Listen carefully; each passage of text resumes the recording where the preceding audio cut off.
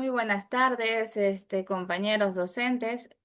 Nosotros vamos a hablar sobre nuestro primer caso clínico, que es el bebé que no gana peso.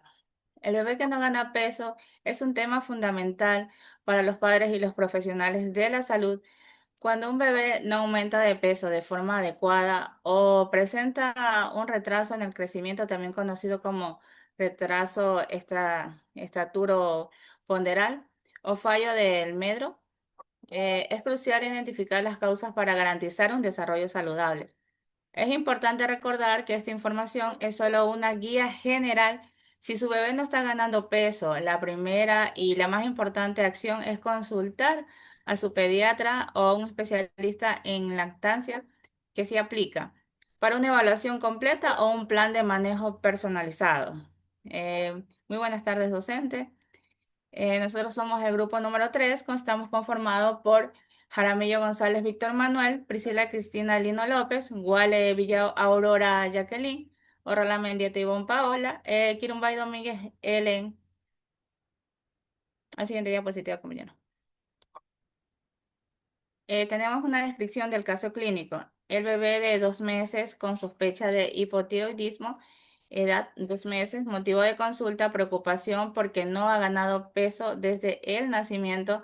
Los síntomas, somnolencia, piel seca y fría, cabello escaso y quebradizo. Reporte que nos indica a los padres es dificultad para mantener una temperatura corporal adecuada. El objetivo es comprender la importancia de las hormonas tiroideas en el metabolismo energético y el crecimiento. La siguiente diapositiva, por favor. Bueno, y aquí hemos elaborado lo que son unas cuantas preguntas y estamos contando con el doctor presente, Esteban Arias, a quien va dirigidas las siguientes preguntas. Doctor. La número uno, vamos a la función de las hormonas tiroideas. ¿Cuál es la edad gestacional y peso al nacer del bebé? Bueno, realizando un análisis general, la edad gestacional y peso al nacer del bebé en una situación normal debería ser posterior a las 36 semanas para decir que el parto fue al término y los pesos normales están entre 2.500 y 4.000 miligramos. Ojo que son, perdón, gramos. Ojo que son gramos, no kilos. Ahora, si estamos hablando de un bebé con hipotiroidismo al nacer o hipotiroidismo congénito, la edad gestacional y peso de ese bebé va a depender de las probables causas. Hay bebés que nacen en un estado normal, a pesar de tener hipotiroidismo, debido a que la hormona tiroidea de la madre compensa la función del bebé en sí. Esto es cuando el defecto es propio del bebé y cuando es aislado de la hormona tiroide. Ahora, si estamos hablando de un hipotiroidismo generado por una deficiencia en la nutrición de la madre, normalmente el bebé va a tener un peso reducido en comparación a la normalidad. Y en muchos casos, las diferentes patologías que pueden llevar al hipotiroidismo pueden estar asociadas a un parto pretérmino. Debido a la historia que tenemos en estos momentos, de cómo se ha desarrollado el bebé y del tiempo en que fueron los padres al médico, lo más probable es que el bebé haya nacido en un peso normal y a término, y el hipotiroidismo se haya expresado después durante el crecimiento.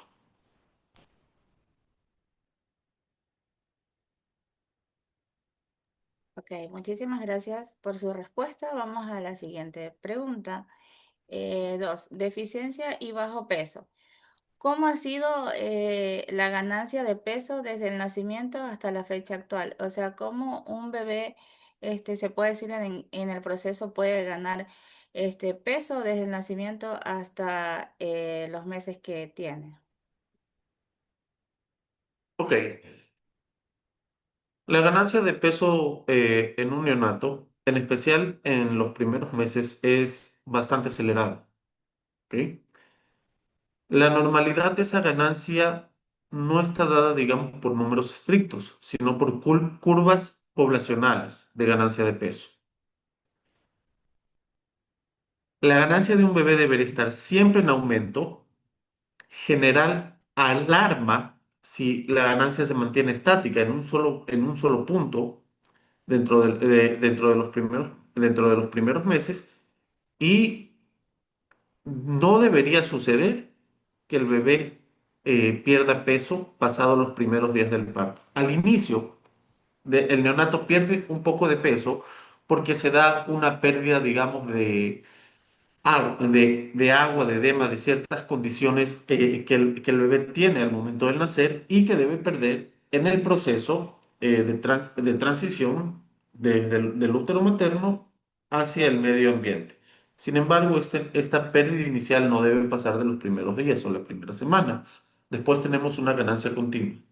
Nos, Cuando este bebé en particular, teniendo una falla de medro, probablemente tenga una ganancia reducida o un peso que se mantiene estable desde los primeros meses. ¿Y cómo sabemos eso? Por una desviación. Las curvas de crecimiento tienen unos límites, digamos, el crecimiento promedio.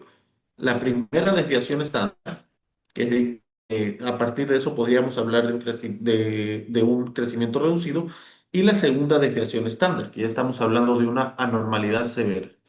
En el caso de este bebé, muy probablemente tuvo una ganancia inicial de peso, pero se mantuvo o tuvo un aumento muy disminuido.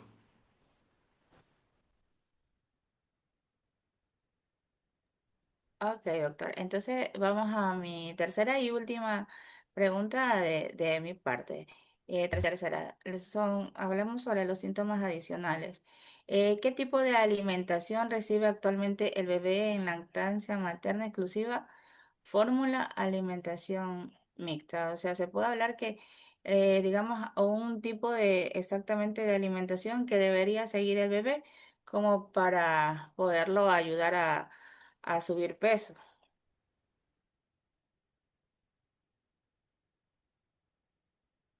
Ok,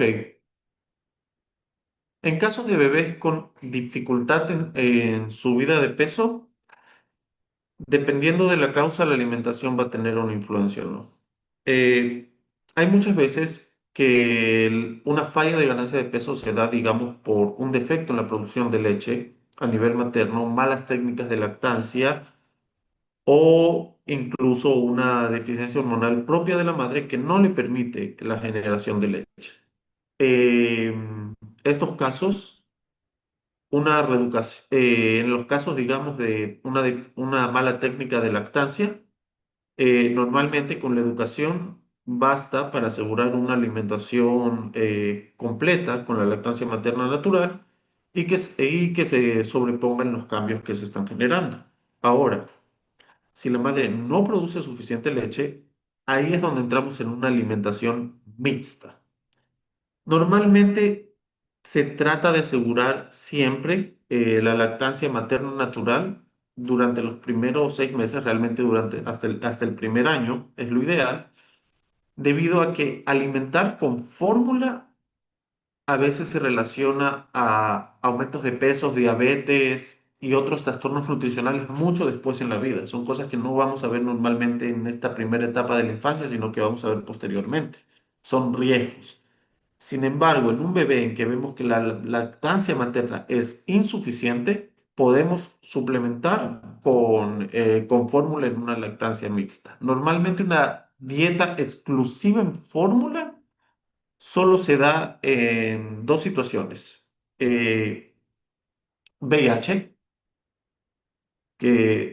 ya que esta puede contagiarse por la leche materna, y lo que vendría a ser una alergia a la proteína de la leche, que requiere la administración de leche en que la proteína se encuentra degradada, y esa sería la fórmula de proteína hidrolizada.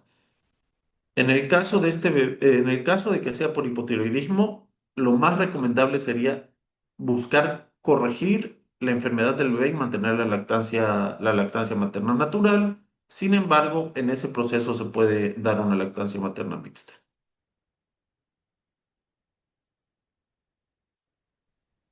Bueno, doctor, estas han sido mis tres preguntas. Muchísimas gracias.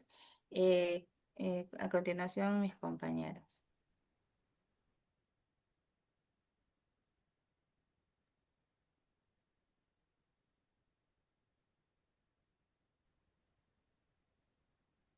Buenas tardes, doctor. Es un placer tenerlos nuevamente aquí presente. Daremos a conocer la siguiente pregunta. ¿La madre prefiere el bebé succionar con fuerza, frecuencia y duración adecuada durante las tomas de lactancia?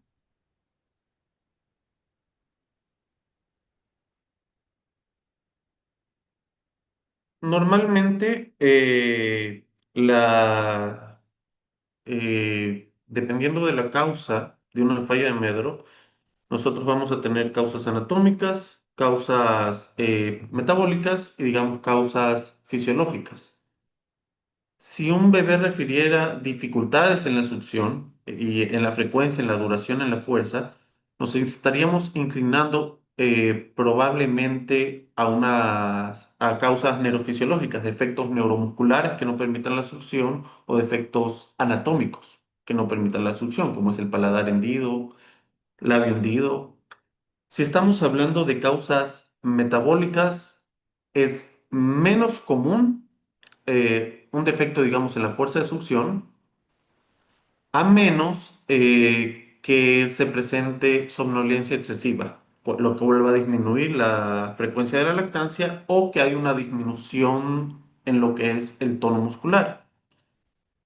Si hablamos de un caso de hipotiroidismo congénito, no siempre se va a presentar con una debilidad en succión, pero sí puede haber una alteración en frecuencia o incluso puede haber somnolencia y letargo en los bebés. Todo va a depender quizás un poco del grado de afección que tenga el infante. Tenemos infantes que están completamente asintomáticos, tenemos infantes que presentan ciertos síntomas y tenemos infantes que se encuentran más graves.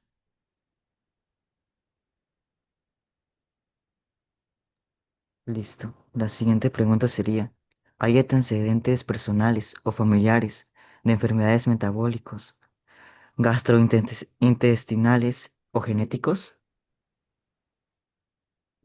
Bueno, esa es una pregunta para las madres, más que para el médico. Muchas causas de falla de medro son por defectos genéticos, defectos congénitos, que pueden ser o presentes en la familia del paciente. Normalmente va a ser un antecedente familiar, va a haber un antecedente propio del padre o la madre, dependiendo de la enfermedad. Sin embargo, también existen defectos que son genéticos, que son por mutaciones de novo. ¿A qué me refiero con esto? Son mutaciones genéticas que se generan de forma esporádica en el bebé, o mejor dicho, se generan a nivel del espermatozoide o del óvulo materno, del espermatozoide paterno o del óvulo materno, y al juntarse se expresan en el bebé. En ese caso no va a haber necesariamente un antecedente, es más, lo más probable es que no lo haya. Ahora, si hablamos de problemas gastrointestinales anatómicos, por supuesto, lo más probable es que haya antecedentes de enfermedades o alteraciones gastrointestinales, malformaciones previas en otros embarazos o incluso o historia en la familia de estas enfermedades. Las enfermedades metabólicas, por lo general, lo que van a incluir es o un antecedente familiar o si hablamos de cosas como el hipotiroidismo, si hablamos de diabetes o hipoglicemia, muchos antecedentes van a estar en el embarazo. Por ejemplo, ya hablamos de que puede haber un hipotiroidismo congénito por un déficit nutricional de la madre, que puede implicar una alimentación baja en yodo o un hipotiroidismo de ella misma. En el caso de bebés que nacen con lo que es hiperinsulinemia, hay un antecedente en las madres de diabetes durante el embarazo, que puede ser diabetes que existe antes del embarazo o la diabetes gestacional. Entonces, sí, por lo general, a menos que estemos hablando de una malformación que se dio a nivel esporádico, genético, fetal, podemos encontrar distintos factores o influencias, desde enfermedades de la familia, nutrición durante el embarazo o toma de algún medicamento.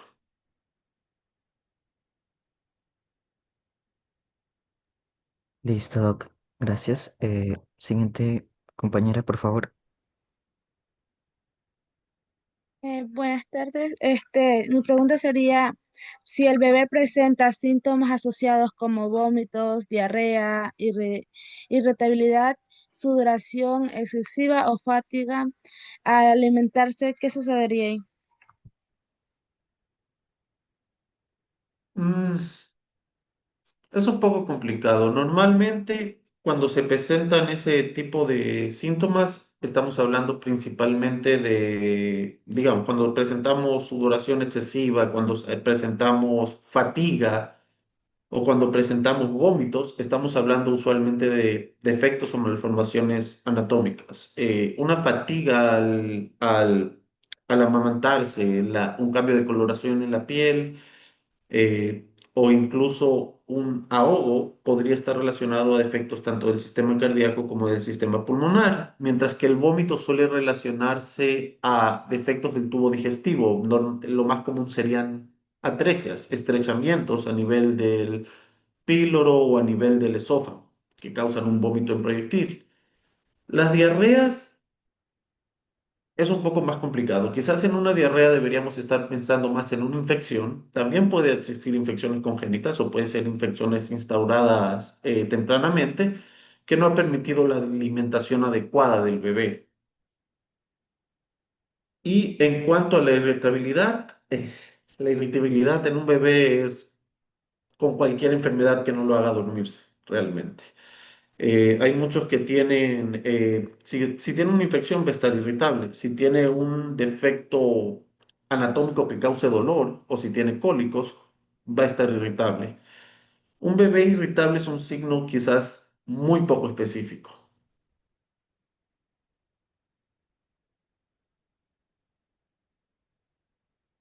Eh, Mi siguiente pregunta sería, ¿se ha evaluado la técnica de lactancia materna y agarre al pecho? Bueno, esa sería una pregunta para un... Es una pregunta usualmente para la madre, sí, pero es lo primero que debemos hacer. Lo primero que debe hacer un médico ante un infante que no se nutre bien, aunque si bien es cierto que si ya tiene un defecto de crecimiento, quizás vayamos a saltar más rápido a otras sospechas. Lo primero que hace un médico ante un bebé que está con una mala alimentación es evaluar la técnica de lactancia materna. Porque créanme que no importa qué tan experimentada sea la madre, en casi siempre va a haber algún tipo de defecto en la técnica. Ojo que esto no quiere decir que haya que corregir o ser grosero con las madres. Una de las partes más importantes para la lactancia materna, para que se dé de forma adecuada, es la comodidad de la madre durante la lactancia. No es que existe una sola técnica, hay varias posiciones, varias técnicas que se pueden enseñar que la madre debe probar para escoger la adecuada. Quizás lo que es más objetivo, lo que es más fijo que debe pasar es el agarre del bebé, en que los labios tienen que estar invertidos y tienen que cubrir el pezón, idealmente toda la areola.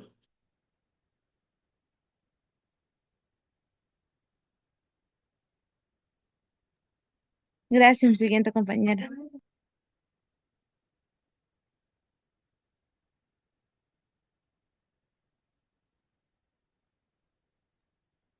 Muy buenas noches, doctor. Le agradezco igual por seguirnos apoyando en estas exposiciones que tenemos ahora. Comienzo con mi primera pregunta. ¿En el entorno familiar tiene condiciones adecuadas de la higiene de la alimentación y acceso a controles médicos regulares? Ok, de nuevo, nos enfrentamos a una pregunta que por lo general se le hace a los padres. En cuanto al entorno familiar, el entorno familiar puede influenciar mucho digamos, el desarrollo adecuado del bebé, el crecimiento adecuado del bebé. No solo en las facilidades y soportes para generar los espacios de alimentación y la apertura de tiempo adecuada para estos cuidados, sino también en el hecho de una vigilancia, tanto del estado emocional de la madre como del niño. La familia tiene un rol esencial en vigilar la posibilidad del desarrollo de depresión postparto en las madres, que también es una causa muy común de deficiencias en nutrición y desarrollo de los bebés, ya que una madre con depresión postparto, que es una condición clínica, es una enfermedad, no es la voluntad de la madre, va a tener rechazo a la lactancia por lo general. También en cuanto a higiene para la prevención de de infecciones establecidas inicialmente, o sea, infecciones tempranas o infecciones neonatales, es esencial conocer las técnicas adecuadas. Finalmente, el acceso a los controles médicos regulares. Bueno, en este caso vemos que el paciente ha ido con este problema 2 meses después. Eh, no está mal. Generalmente en los primeros meses en el primer mes de crecimiento queremos un control semanal y después se va reduciendo a 2 mensuales y finalmente uno mensual y después trimestral. En este caso no tengo información suficiente para saber si este niño ha tenido los controles suficientes y incluso si los tuviera, sí hubiera sido probable que recién a los 2 meses se dieran cuenta de que había un problema establecido.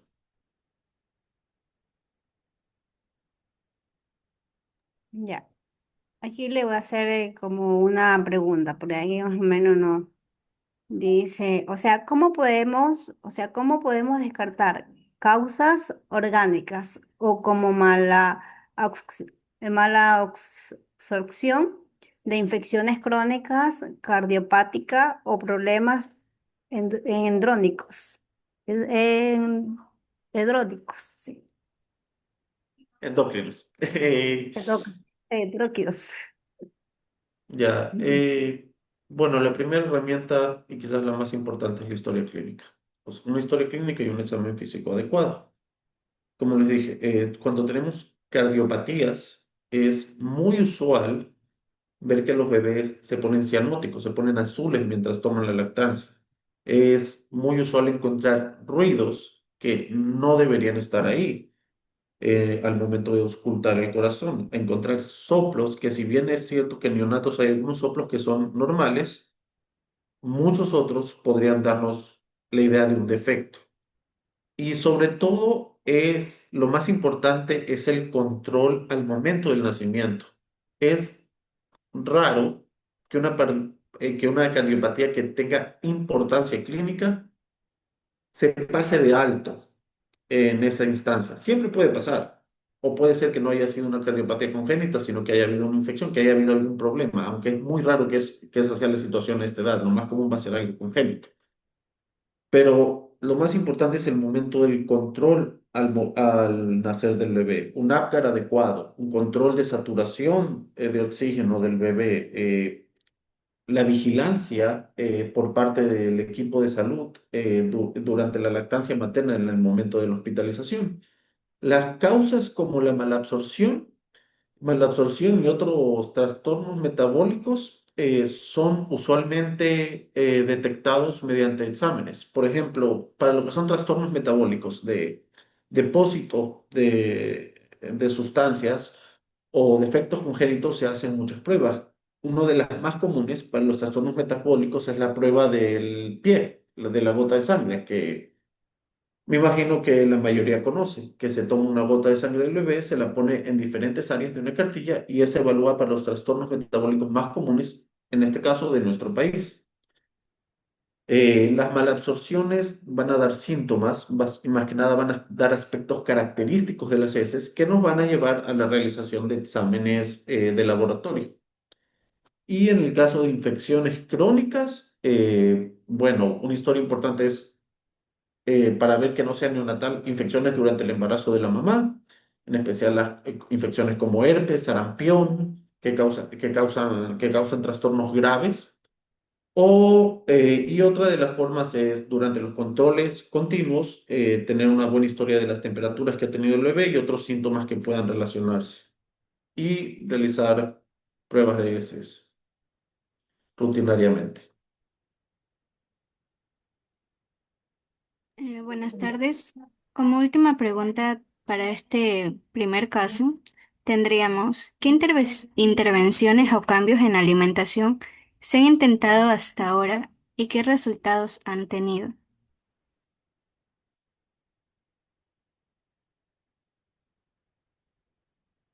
Bueno, a los 2 meses, eh, no creo que hayan intentado todavía un cambio en la alimentación del bebé. No si está todavía con una falla de medra.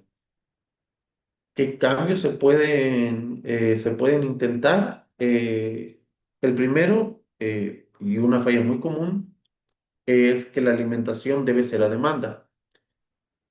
Muchas veces se da un consejo errado o se tiene el concepto errado de que al bebé se lo debe alimentar con horarios, se lo debe alimentar en base a tiempos para que se acostumbre a comer esas horas. Es inútil. No solo es inútil, es una negligencia. Los bebés comen en base a hambre, no comen en base a un horario. Y alimentarlo en un horario no va a hacer que el bebé pueda comer todo lo que necesita en ese horario para acostumbrarse, porque tiene una capacidad limitada del estómago. Otro error muy común es que la gente piensa que el bebé está pidiendo la lactancia cuando llora. El bebé cuando llora ya se está muriendo de hambre. Ya se le pasó la hora de comer, ya se le pasó la primera necesidad de comer. Ese ya es un me estoy muriendo de hambre. El bebé, la manera en que un bebé expresa necesidad alimenticia es llevarse el puño a la boca, empezar a hacer el movimiento de succión y empezar a hacer búsqueda del seno materno. Cuando ven esos signos, se debe empezar la alimentación a demanda del bebé.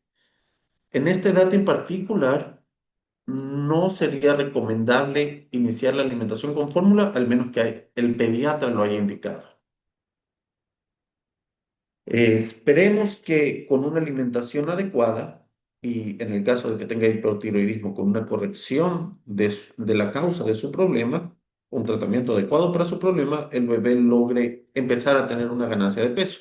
Normalmente lo que pasa cuando un bebé tiene una corrección nutricional adecuada es que se recobra, tiene un pico de crecimiento y alcanza la normalidad de su edad. No es que se va a quedar pequeño porque se quedó pequeño esta edad. Normalmente en el momento en que nosotros logramos suplir la nutrición, el bebé tiene una especie de alcance a lo que debería estar pesando, midiendo normalmente.